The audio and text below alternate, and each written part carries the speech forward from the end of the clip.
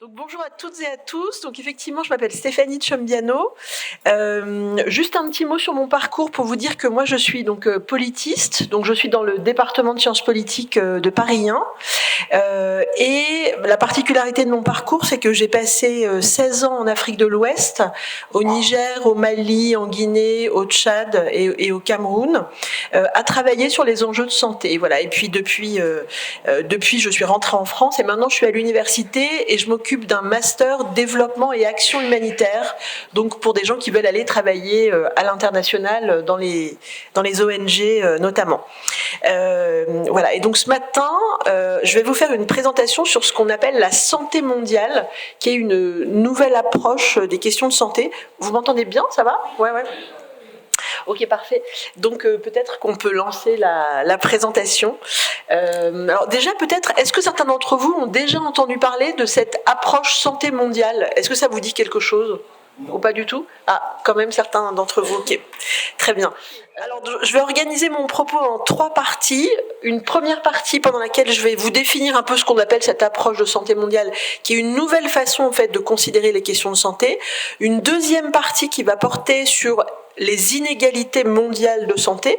Donc vous savez que souvent on parle des inégalités sociales de santé, plutôt au niveau national ou au niveau local. Moi, ce qui va m'intéresser ici, c'est plutôt d'avoir une focale beaucoup plus large et d'évoquer ce qu'on appelle les inégalités mondiales de santé.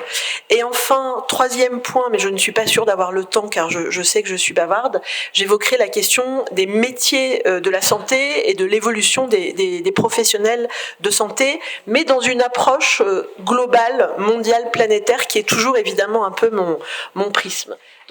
Alors, dans santé mondiale, une des particularités donc de ce terme, juste pour vous donner quelques éléments de définition, c'est que donc on a la question de la santé et puis on a la question de la mondialisation. Santé, évidemment, c'est ce que l'OMS appelle un état complet de bien-être physique, mental et social, qui ne consiste pas seulement en une absence de maladie. Et ça, c'est très important. On n'a pas seulement une définition négative de la santé, qui serait ce qu'on appelle le silence des organes, c'est-à-dire finalement quand vous n'êtes pas malade. La santé, ça n'est pas seulement ça, c'est aussi être pleinement intégré dans sa société, c'est aussi la santé mentale, c'est vraiment un état de bien-être qui est beaucoup plus complet, on va dire, que l'absence de maladie en tant que telle. Donc voilà, ça c'est pour la définition de la santé en tant que telle. Et puis mondial fait référence à la mondialisation, qui est, comme vous le savez, ce processus d'interconnexion croissante à l'échelle de la planète tout entière, mondialisation qui concerne tous les secteurs, mondialisation économique évidemment avant tout, mais aussi mondialisation politique, mondialisation culturelle, au sens où on va avoir une sorte de standardisation finalement des comportements à l'échelle de la planète. Donc mondialisation, je dirais un peu sur tous les domaines. Et aussi, évidemment, dans le domaine de la santé, c'est ce qui va nous intéresser. Souvent, les gens vont utiliser 2 termes différents. Certains vont dire mondialisation, d'autres vont dire globalisation. En général, ça veut dire plus ou moins la même chose, mais ceux qui vous disent globalisation, vous pouvez tout de suite penser qu'ils ont une approche critique de la mondialisation. En général, quand on utilise le terme de globalisation, c'est pour opposer un avant, on va dire, qui aurait été meilleur que celui d'aujourd'hui. En fait, c'est pour insister sur la diffusion des normes néolibérales. Vous voyez, c'est toujours une approche critique de la mondialisation, en fait, quand on utilise le terme de globalisation. Voilà donc. Et moi donc je vais vous parler ce matin de santé mondiale au sens où on considère aujourd'hui qu'il y a énormément de questions de santé qui ne se gèrent plus au niveau national ou au niveau territorial, mais qui au contraire doivent se penser à l'échelle de la planète tout entière, au sens où la mondialisation est devenue tellement importante que finalement il y a énormément de choses qui nous échappent, il y a énormément de choses qui vont se passer au niveau international, voire même au niveau global, au niveau de la planète tout entière. Et donc vous avez ici une citation de Fernand Braudel qui insiste justement sur le destin pathologique des hommes qui serait aujourd'hui à l'échelle de la planète. Et c'est vrai que la crise Covid nous a bien montré à quel point aujourd'hui ces questions de santé se passent au niveau international. Alors, la question qui se pose maintenant, c'est en quoi est-ce que la mondialisation, finalement, va avoir un impact sur la santé. Tout à l'heure, je vous ai dit, la mondialisation, c'est avant tout la mondialisation économique, c'est les échanges commerciaux partout dans le monde, c'est aussi les migrations humaines, c'est le fait qu'aujourd'hui, grâce, je dirais, au progrès de la technique, et puis grâce à l'évolution du monde de manière générale, on peut se déplacer très rapidement, et on le fait énormément, on le fait de plus en plus. Évidemment, si on a les bons papiers, les bons visas et qu'on vient des bons pays, mais de manière globale, on a quand même un phénomène en fait de circulation des hommes qui s'est énormément diffusé. Et cette circulation, elle s'accompagne évidemment d'une diffusion des maladies en tant que telles. Donc on pense évidemment aux maladies infectieuses. Par exemple, la crise Covid, c'était un très bon exemple, mais on en a aussi bien d'autres en fait, des maladies infectieuses qui se diffusent à l'échelle de la planète tout entière. On pourrait en citer plein, hein, je ne sais pas auxquels vous pensez, mais voilà, le SRAS, le chikungunya, Ebola, enfin bon, il y a énormément comme ça de maladies qui vont se diffuser à l'échelle de la planète. On a ensuite une forme de diffusion finalement des comportements qui sont liés à la santé, avec évidemment des références culturelles communes, et on peut par exemple évoquer le tabagisme en fait qui aujourd'hui s'est vraiment propagé à l'échelle de la planète tout entière et qui fait partie finalement d'une forme de mondialisation des modes de vie en fait qui vont avoir une influence évidemment sur la santé. On a aussi une mondialisation des professionnels de santé qui se déplacent aujourd'hui de plus en plus dans le monde, du fait notamment des standardisations de diplômes. Aujourd'hui, il y a des reconnaissances officielles des diplômes de certains pays, notamment en matière de santé. Donc on sait qu'on est face à une pénurie au niveau mondial en matière de professionnels de santé et que il y a aujourd'hui tout un marché, je dirais, des professionnels de santé à l'échelle du monde, avec aussi beaucoup de problèmes, notamment par exemple en France, de sous-reconnaissance, je dirais, de professionnels de santé qui ont été formés à l'international et qui potentiellement viennent travailler ici en France. Bon, on pourra y revenir si ça vous intéresse, mais sachez que par exemple, dans les pays de l'OCDE, donc dans les pays riches, on a à peu près un médecin sur 6 qui a été formé en dehors des pays de l'OCDE. Donc ça signifie vraiment une mondialisation des professionnels de santé qui est extrêmement importante.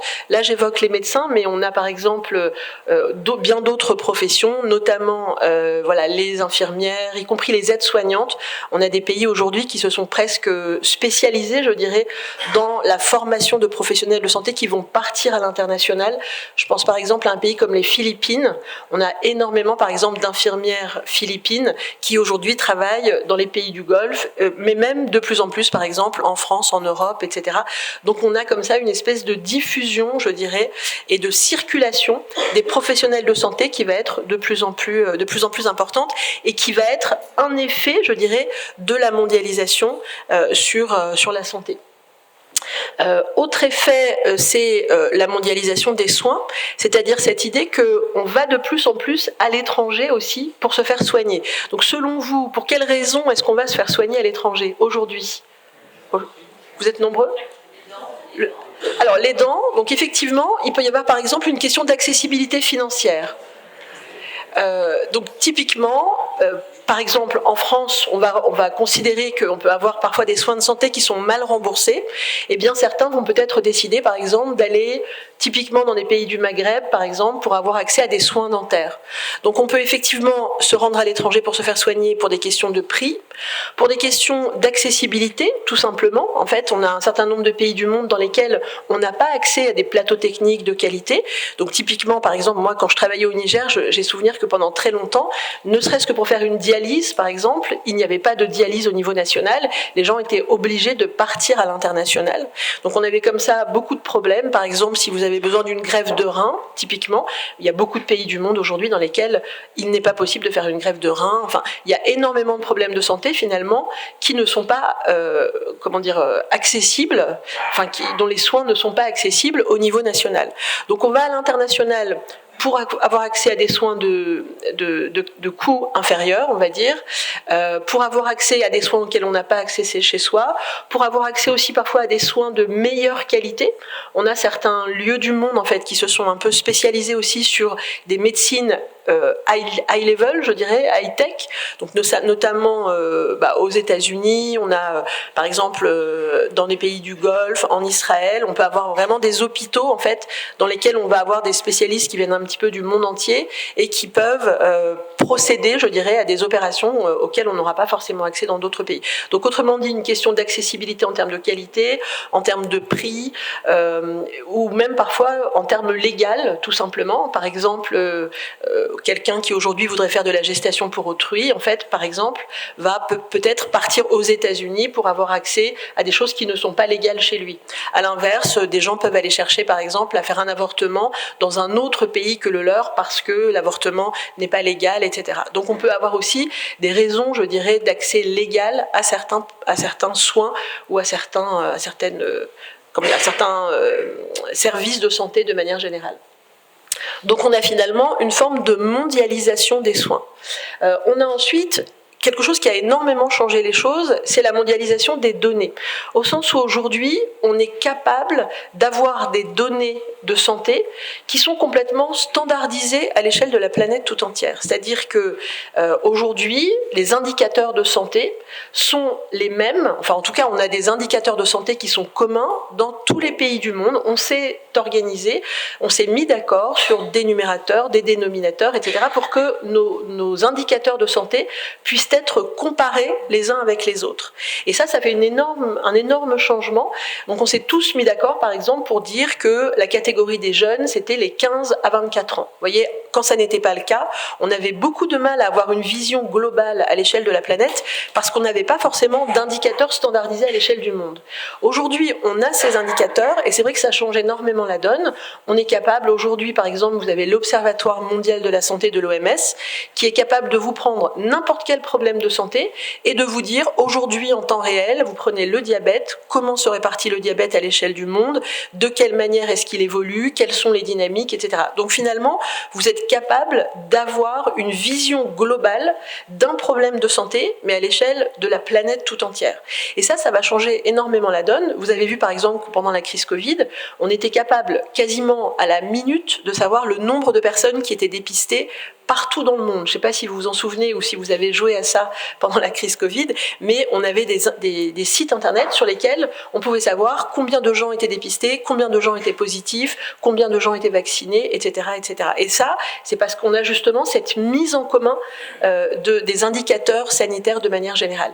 C'est extrêmement important, et c'est très important pour la santé mondiale, parce que en réalité, on a beaucoup de problèmes de santé qui, à d'autres époques, ont été des problèmes planétaires. Par exemple, on a des phénomènes de peste, de variole, on a la grippe espagnole, etc., qui en réalité ont été à leur époque des pandémies mondiales et ont touché au même moment en fait une très large partie du monde. Donc en réalité, on avait déjà des problèmes de santé à l'échelle de la planète tout entière.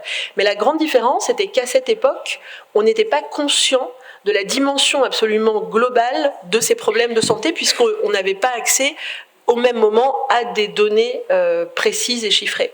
Aujourd'hui, on a effectivement des données qui sont à la fois standardisées, donc ça veut dire les mêmes indicateurs partout dans le monde, des données qui sont centralisées, notamment par l'OMS qui va faire ce travail en fait de récupérer les données, de jeter sur elles aussi un œil critique et ensuite de les analyser, de les mettre en commun et de les diffuser. Donc on est vraiment aujourd'hui, on a cette vision planétaire de n'importe quel problème de santé et du poids relatif, on va dire, de ces différents problèmes de santé à l'échelle de la planète tout entière. Et donc ça, évidemment, ça va modifier notre façon de considérer les problèmes de santé. On a aussi une circulation des savoir-faire au sens où on a de plus en plus à la fois, je dirais, de conférences, on a des lieux de regroupement, et puis surtout on a Internet, qui fait qu'en matière de santé, on a par exemple des protocoles de santé qui vont se diffuser un peu partout à l'échelle du monde. On a aujourd'hui en fait une façon de faire de la santé qui va être de plus en plus standardisée à l'échelle de la planète. Là où pendant des années et des années, finalement, chaque pays avait aussi ses traditions en matière de santé. Aujourd'hui, on a une forme d'uniformisation, je dirais, et on a des organes normatifs au niveau international, par exemple l'OMS, qui va édicter des recommandations sur maladie par maladie. Et ces recommandations, elles vont se diffuser dans le monde, ce qui fait en fait que finalement tous les médecins, tous les pharmaciens, tous les infirmiers du monde, etc., vont avoir plus ou moins une même façon de traiter les problèmes de santé. Enfin, en tout cas, il va y avoir une forme d'harmonisation qui va se créer au fur et à mesure du temps. Et puis enfin, dernier élément très important en fait, et dernier impact de la mondialisation sur la santé, c'est la création d'un marché mondial des produits de santé. C'est-à-dire que pendant longtemps, on avait des espaces régionaux et une circulation des médicaments qui restait quand même dans des sphères relativement régionales. Aujourd'hui, on a ce marché mondial des médicaments qui fait que n'importe quel fournisseur, n'importe quel laboratoire de médicaments peut fournir des médicaments n'importe où dans le monde, en fait, d'une certaine manière. Et donc, on a comme ça une espèce de diffusion extrêmement forte, extrêmement importante. Donc, on peut considérer que c'est à la fois positif, eh bien parce que ça permet effectivement à n'importe qui dans le monde, s'il en a les moyens, d'avoir accès finalement à n'importe quel type de traitement. À l'inverse, on peut aussi considérer que c'est extrêmement problématique, parce que finalement, ces médicaments et ces produits de santé, il faut aussi s'assurer de leur bonne qualité, il faut aussi absolument vérifier d'où ils viennent, comment ils ont été conçus, etc., etc. Et donc ça impose des systèmes de réglementation au niveau international, et notamment des systèmes de ce qu'on appelle la préqualification des médicaments, pour que des instances internationales soient capables d'évaluer la qualité des médicaments avant qu'ils ne soient diffusés au niveau global. Parce que la France ou les États-Unis, par exemple, vont avoir les moyens de vérifier la qualité des médicaments et de faire des autorisations de mise sur le marché un peu solides, enfin très solide même d'ailleurs, mais par contre, moi les pays dans lesquels j'ai travaillé, typiquement, on n'avait pas du tout ces infrastructures et ces compétences pour évaluer la qualité des problèmes de santé, et la qualité des médicaments, pardon, ou des réactifs, ou des dispositifs de santé. Et donc de fait, eh bien, on a cette question aussi de l'impact de la mondialisation sur la diffusion des produits de santé, qui est aussi un impact extrêmement important, qui va jouer sur le phénomène de santé mondiale. Donc finalement, si on résume, on a une mondialisation des modes de vie qui vont se standardiser finalement d'une certaine manière petit à petit. On a des mobilités et des migrations humaines qui sont extrêmement importantes au fil du temps en fait, et qui vont faire effectivement que on va avoir des professionnels de santé qui vont circuler à l'échelle internationale. Petite anecdote, il y a plus aujourd'hui de médecins béninois en France qu'il n'y en a dans tout le Bénin. Vous voyez, donc il y a vraiment des pays aussi qui pèsent, enfin qui sont directement touchés finalement négativement par cette circulation des professionnels de santé.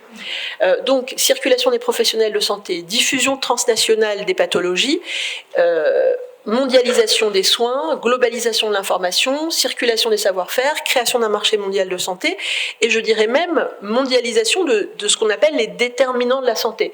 C'est-à-dire les déterminants de la santé, c'est les conditions de vie dans lesquelles on vit chacun au quotidien qui vont impacter notre santé. De fait, qu'est-ce qui va impacter notre santé? C'est par exemple la façon dont on va s'alimenter, ou c'est la qualité de l'air que nous allons respirer. Or, on voit bien que par exemple ces déterminants de santé-là, c'est-à-dire la qualité de l'air et l'alimentation qui est la vôtre, ils sont eux aussi très largement mondialisés. C'est-à-dire que la qualité de l'air que vous respirez, il ne dépend pas seulement de ce qu'on va décider ici même en France. Il va dépendre aussi de ce qu'on va décider au niveau international, en fait. Et donc, de fait, en fait, ces déterminants de santé, ils sont aujourd'hui largement mondialisés. De même, par exemple, l'alimentation. Alors, peut-être que certains d'entre vous sont très attentifs et font vraiment, achètent vraiment au niveau local, etc. Mais pour la grande majorité d'entre nous, il y a toute une partie en fait de l'alimentation qui est la nôtre, qui en réalité vient de l'international. Donc effectivement, on a aussi une forme de mondialisation finalement de nos déterminants de santé qui font que c'est de plus en plus compliqué finalement de nous assurer que nous avons, par exemple ici en France, un niveau de santé correct, parce qu'il y a énormément d'éléments en fait qui sont liés à nos interdépendances mondiales. Vous voyez un peu la logique ? Alors, on aurait pu penser, en fait, que à l'échelle du monde, on allait finalement avoir une forme de standardisation et une forme d'homogénéisation et une forme surtout d'amélioration de l'état de santé général. Parce que finalement, si les professionnels de santé, si les produits de santé, si les professionnels de santé, si les maladies circulent, si les normes et les façons de faire de la santé circulent, eh bien forcément, on pourrait imaginer en fait qu'on allait aller vers une amélioration finalement de l'équité et des soins de santé. Or, ce qu'on voit, en fait, c'est qu'au contraire, on a à la fois une augmentation des inégalités entre les pays, en fait, c'est-à-dire que on a aujourd'hui des différences entre ce qui va se passer, je sais pas moi, en France et ce qui va se passer au Soudan ou au Tchad, par exemple. Eh bien, on voit que les écarts, en fait, sont de plus en plus importants. Et surtout, ce qu'on voit aujourd'hui, et ce qui est très très fort et très très visible, c'est surtout que les inégalités de santé sont de plus en plus importantes au sein même des pays, en fait, avec des différences extrêmement fortes entre, par exemple, l'espérance de vie des uns et l'espérance de vie des autres. Donc on a évidemment toute une question autour de la captation des richesses, en fait, autour de la façon dont les richesses vont se diffuser à l'échelle de la planète. Donc ça, évidemment, c'est une question absolument centrale. Ça, sur ces questions, je vous invite à regarder les travaux de Thomas Piketty, qui a qui s'occupe d'un laboratoire sur les inégalités mondiales. C'est vrai que Thomas Piketty, on le connaît davantage en France pour ses études sur les revenus et sur le capital immobilier, etc., et la question des impôts. Mais Thomas Piketty aussi travaille sur la question des inégalités mondiales pour documenter, en fait, justement, toutes ces inégalités à l'échelle de la planète. Voilà, par exemple, il va produire des données chiffrées sur, par exemple, les inégalités en termes d'émissions carbone versus vulnérabilité à l'égard du changement climatique, démontrant que ceux qui souffrent aujourd'hui le plus du changement climatique sont ceux qui ont le moins contribué finalement à ce changement climatique. Voilà, donc ce qui pose évidemment la question de l'injustice environnementale. En tout cas, voilà, ce sur quoi je voulais insister avec vous aujourd'hui, c'est cette idée que finalement, cette mondialisation de la santé, elle ne s'était pas accompagnée, comme on aurait pu l'imaginer, d'un progrès pour tous, mais à l'inverse, en fait, d'un creusement des inégalités qui sont finalement aujourd'hui plus fortes que jamais et de manière assez paradoxale. Donc non seulement inégalités entre les pays, mais aussi et surtout inégalités au sein même des pays, avec des indicateurs de santé qui sont très différents en fait selon le milieu social qui est le vôtre, etc., etc. Donc voilà, une petite définition de la santé mondiale. Donc là, le monsieur que vous avez là, c'est Jeffrey Copeland. Ça a été pendant très longtemps le directeur du CDC américain, qui est le centre de contrôle aux États-Unis. Bon, c'est un grand épidémiologiste, et donc c'est un des premiers qui a essayé de conceptualiser ce qu'on appelle aujourd'hui la santé mondiale. Donc bon, vous avez ici une définition, je dirais, un peu théorique de la santé mondiale, mais ce qui m'intéresse moi, c'est plutôt la définition un peu opérationnelle.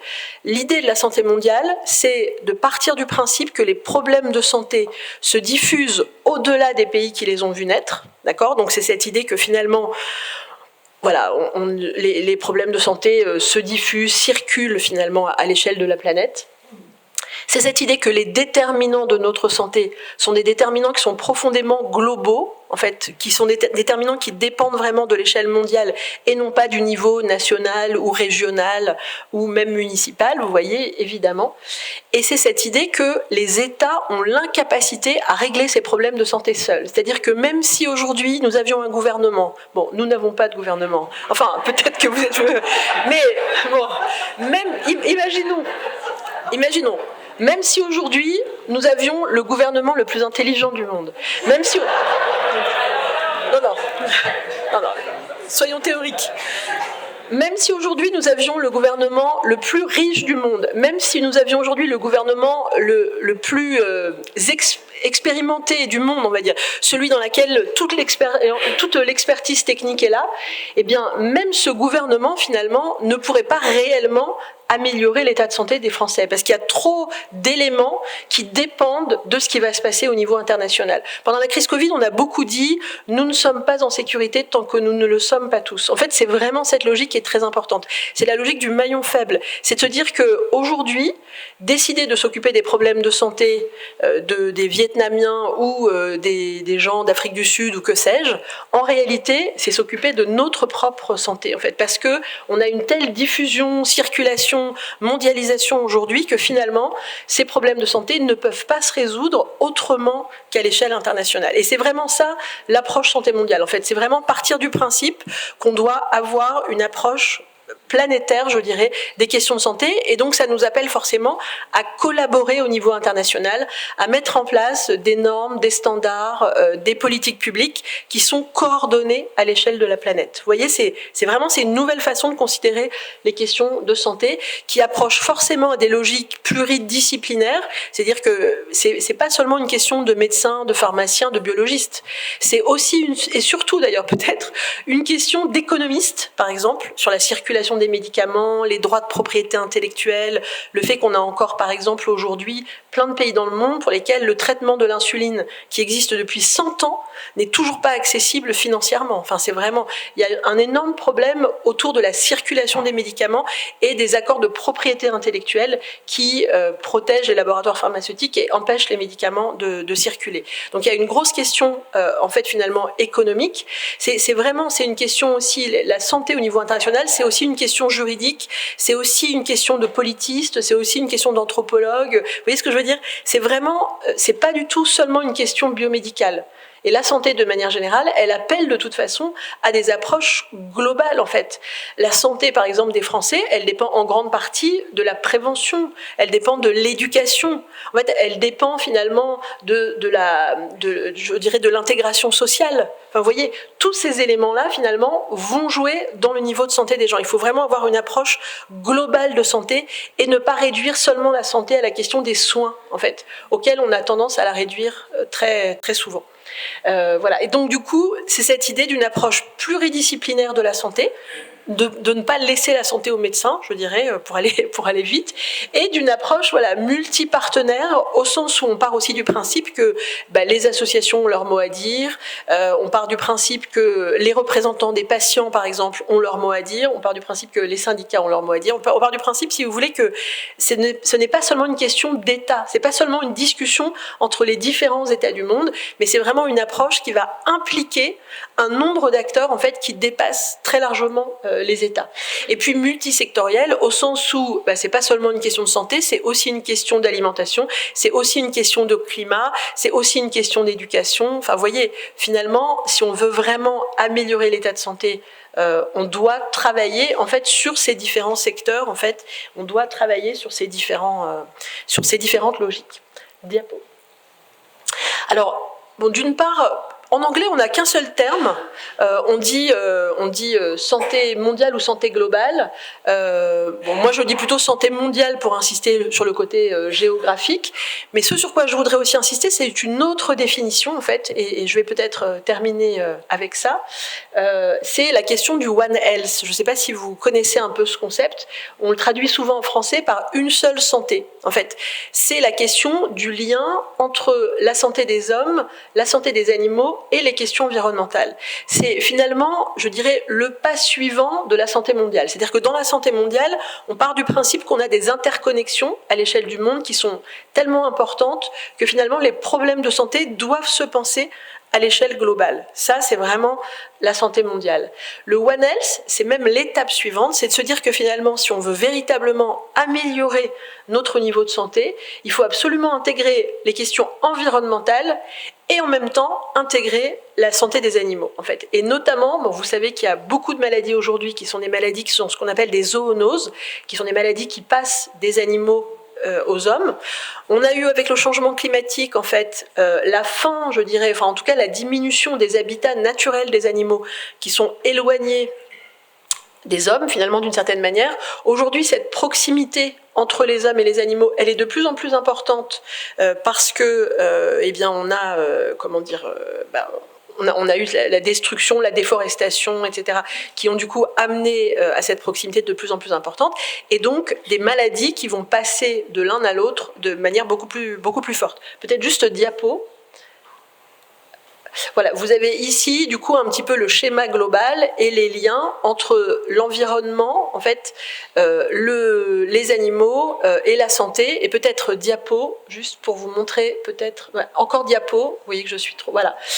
Juste pour vous montrer ici les liens entre les questions d'environnement et notamment de climat et les questions de santé. Et vous voyez bien que sur énormément d'aspects de notre santé, finalement, le climat va avoir un impact, le climat va jouer. Et donc c'est pour dire que si on veut véritablement s'intéresser aujourd'hui à la santé des Français, typiquement, eh bien on a non seulement l'impératif de penser ces questions à l'échelle du monde et de travailler sur la santé, sur ce qui se passe ailleurs que dans notre pays. En fait, c'est pour ça que, par exemple, la décision dans le dernier projet de loi de finances de diminuer des 2/3 l'aide publique au développement, c'est une très mauvaise stratégie. Et je dis ça, c'est pas seulement que c'est mauvais sur le plan éthique, sur le plan moral, parce qu'on a un impératif, quand même, à mon sens, un impératif moral de solidarité avec les pays les plus pauvres. C'est pas seulement, en fait, une mauvaise décision sur le plan éthique, c'est aussi et surtout une mauvaise décision sur le plan stratégique. Parce qu'en réalité, se mêler de la santé, typiquement, de ceux qui sont en dehors de nos frontières, importe aussi pour la santé des Français. Vous voyez, l'intérêt bien compris, en fait, c'est de s'en préoccuper. Donc, premièrement, pour s'occuper de la santé des Français, il faut qu'on s'occupe de la santé au sens beaucoup plus large et au sens beaucoup plus mondial du terme, premièrement. Et puis, deuxièmement, s'occuper de la santé, c'est aussi prendre en compte les questions climatiques qui sont absolument centrales. Voilà. Je vais terminer.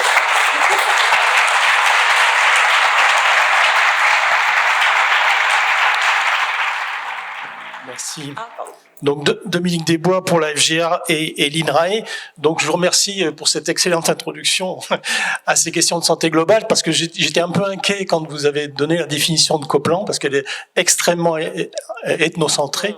Et donc quand vous avez terminé sur One Health, c'était évidemment satisfait, parce que du point de vue de notre boutique, que ce soit à l'INRAE, que ce soit à l'IRD, Institut de recherche pour le développement, ou que ce soit au CIRAD, c'est vraiment quelque chose qui nous tient à cœur. Et je voudrais juste ouvrir une fenêtre sur les éditions Quae, qui sont des éditions communes à l'IRD, justement à ces EPST qui travaillent au niveau mondial, pour dire que effectivement tout ce qu'on a raté sur l'épisode Covid-19, on l'avait vu, on l'avait vu arriver avec le SRAS, avec les épidémies sur le SRAS, et au Moyen-Orient également. Et c'est dans un ouvrage des éditions Quae qui est disponible même en accès ouvert, qui s'appelle Politique des zoonoses. Alors, il y a un deuxième point sur lequel je voulais ajouter un commentaire, si vous le permettez, c'est concernant la mondialisation. Donc cette mondialisation s'est effectuée bien, à mon avis, moi j'aurais plutôt tendance à la situer après l'épisode pastorien. Post-pastorien, parce que il y a eu tout un mouvement, le mouvement pastorien s'est étendu en Extrême-Orient, en Afrique, etc., pour imposer pour essayer de développer des politiques sanitaires, en particulier basées sur la vaccination. Le vaccin d'Yersin, etc. Ça, c'est des pastoriens qui sont venus faire ce travail-là. Et dans cette optique, je voudrais pas qu'on oublie que ça s'est situé dans un mouvement de colonisation. Et effectivement, il y a des gens qui commencent à réfléchir là-dessus pour essayer de décoloniser nos approches de santé, qui sont extrêmement marquées par les stratégies coloniales, que ce soit sur le plan épidémique, que ce soit sur le plan de la mobilisation des savoirs. Et je voudrais donner un pointeur là-dessus. Il y a un ouvrage qui vient de paraître de Nicolas Lenné, c'est un chercheur qui travaille à l'IRD. C'est un ethnologue, mais en même temps quelqu'un qui connaît les sciences agronomiques et vétérinaires, et qui a réalisé un ouvrage là-dessus, justement, pour ouvrir les savoirs aussi, pour mobiliser des savoirs dans l'interaction homme-animal et plante-animal. Parce que lui, il a eu son terrain de recherche, c'était sur les éléphants au Laos. Et peut-être vous le savez pas, mais les éléphants, ils ont aussi la tuberculose et ils sont susceptibles de la transmettre aux humains. Voilà. Donc, c'est juste pour donner ces deux pointeurs. Merci.